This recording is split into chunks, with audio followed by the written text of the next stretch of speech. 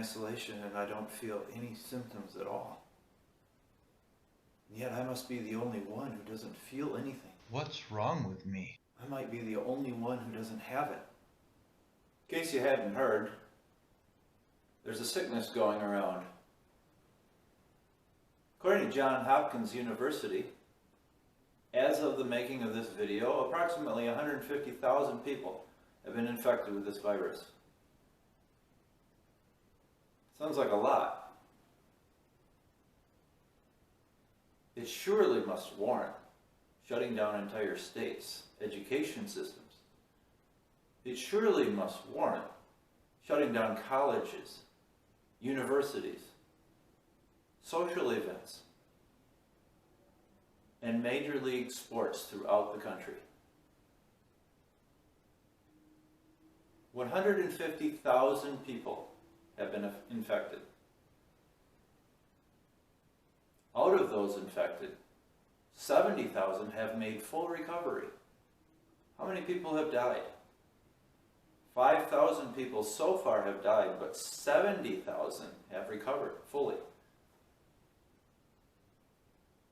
And yet we have to shut down South by Southwest. We have to shut down Major League Baseball, the NBA playoffs, NHL, AHL hockey, NCAA tournaments, March Madness. Schools throughout Michigan and probably several other states are closed. Every college and Michigan university is closed.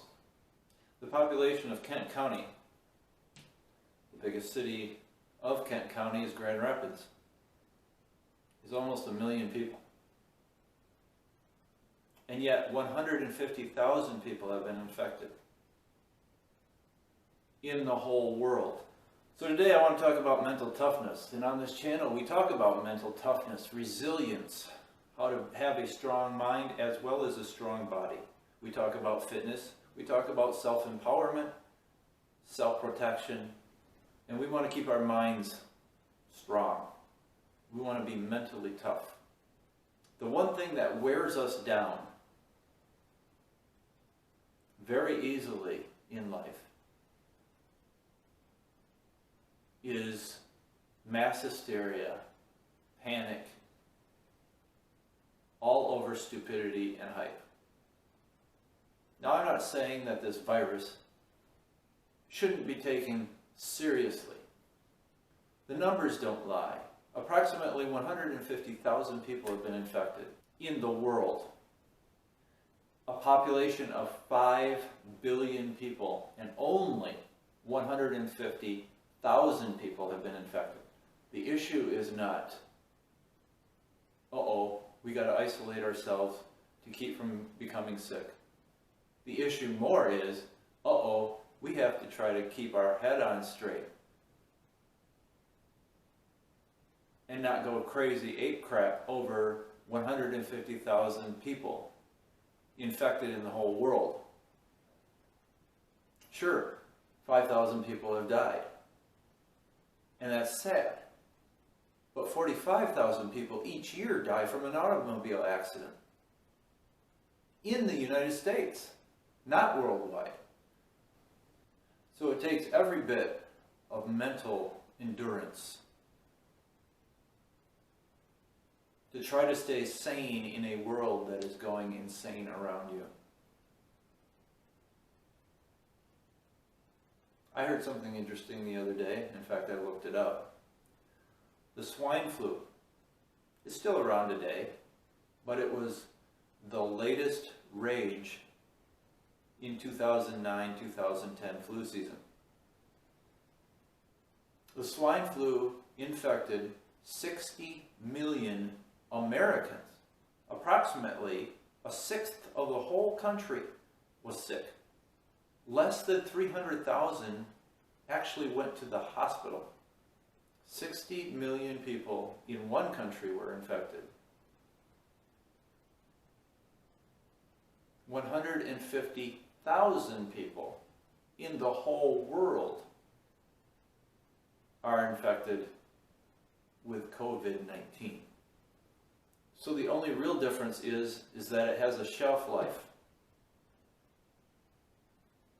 for its contagion on surfaces. It sticks around a little bit longer than some of these other flu-like and cold-like viruses. So the point is, not only be mentally tough to get your head and wits about you, to understand that even if you were to get that virus and get sick, the probabilities that you're going to recover are about 98%. Just like when you get the common cold, another version of corona, or when you get influenza. And in addition to that, not only should you keep your head about you and keep your wits about you and not go off the cliff like a lemming with all the other lemmings out there, canceling things left and right.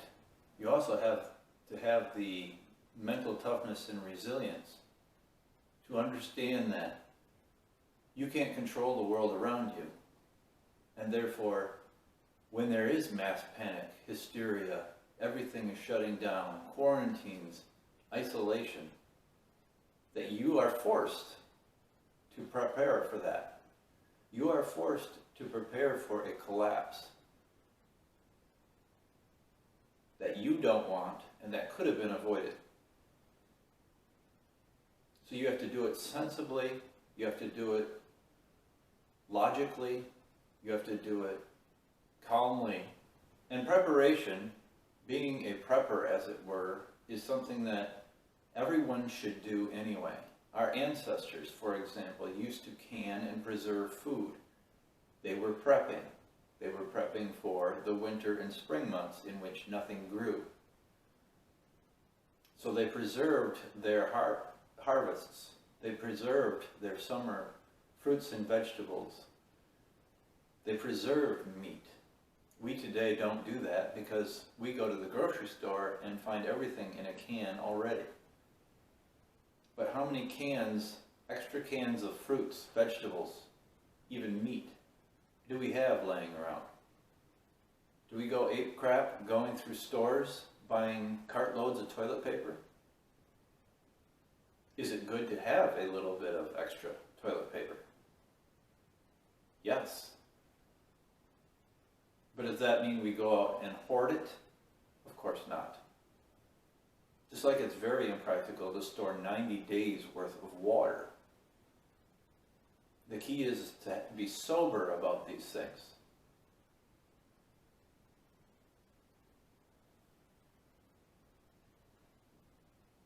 To be sober about these things and to plan soberly. You don't need to buy out a whole store's worth of toilet paper, bottled water. You just need to start adding to your cart extras. Extra canned goods, for example, which are cheap enough to buy. You should have water filters and containers in which to put filtered water. You should have plans in place in case the electrical grid or water supply or sewer shuts down. But there's no need to panic. And that requires a certain sense of sobriety, a certain sense of mental toughness, of resilience, to not go off that cliff and to fall prey to the hysteria. Coronavirus could very well be a big thing.